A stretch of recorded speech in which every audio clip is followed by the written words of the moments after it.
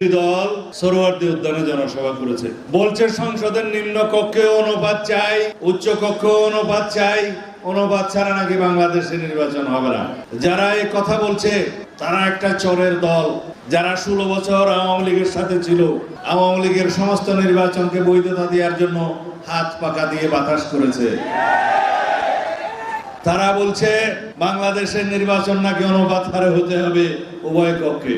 জিন্দেগিতে কোন নির্বাচনে তারা কখনো একটি আসনও পায় নাই, একটা মেম্বার চেয়ারম্যানও হইতে পারে নাই। শেষ পর্যন্ত একটা সিটি কর্পোরেশনের নির্বাচনে আওয়ামী লীগের অধীনে নির্বাচনে গিয়েছে, সেই নির্বাচন আমরা বর্জন করেছিলাম, সেখানে একটা দন্ত মোবারক শহীদ হয়ে গিয়েছে। আমরা সবাই আমাদের সকলের দাঁত হেফাজত করুক, আমিন। আমরা বলেছি যারা আপনারা আওয়ামী লীগের সহযোগী ছিলেন, আরো কিছু কিছু দল 14 দলের নামে যারা সারা বছর সারা যুগ আওয়ামী লীগের সহযোগিতায় ছিল, তাদের ফ্যাসিবাদী শাসন ব্যবস্থা দীর্ঘায়িত করার জন্য তারা সব সময় তাদের অন্তর্ভুক্ত ছিল, কখনো 14 দলের নামে, কখনো 13 দলের নামে, কখনো বিভিন্ন রকমের দলের নাম, আমি নাম নেব না।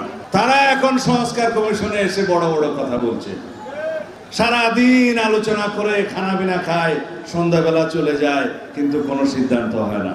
এইভাবে আমি বলেছিলাম যদি সংস্কারের আলোচনা চলতে থাকে, কবে সংস্কার একত্রিত করে সনদ সই হবে সেটা আমরা এখনো দেখতে পাচ্ছি না।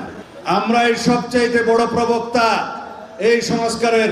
আমরা একত্রিত দফা প্রণয়ন করেছি। এই সরকার দায়িত্ব নেওয়ারও আরো 1-1.5 বছর আগে আমাদের নেতা জনাব তারেক রহমান জনসভার মধ্য দিয়ে সেই 31 দফা জাতির সামনে উপস্থাপন করেছেন। সেই 31 দফার বাইরে এমন কোনো প্রস্তাব নাই, এখন নতুন ভাবে আলাপ হচ্ছে। তবে আমরা এই সংস্কার প্রস্তাবগুলোর একদম বিস্তারিত পরিকল্পনা প্রণয়নের কাজে আছি। এক একটি দফার অধীনে বিশাল বিশাল পরিকল্পনা আমরা এখন প্রয়োগ করছি। স্বাস্থ্য খাত, শিক্ষা খাত, আদালতের বিষয়, বিভিন্ন দারিদ্র বিমোচনের বিষয় এবং বিভিন্নভাবে সুশাসন প্রতিষ্ঠার জন্য সরকারের দেশের বিভিন্ন সেক্টরে আমরা সেই পরিকল্পনা প্রণয়নের কাজে ব্যস্ত।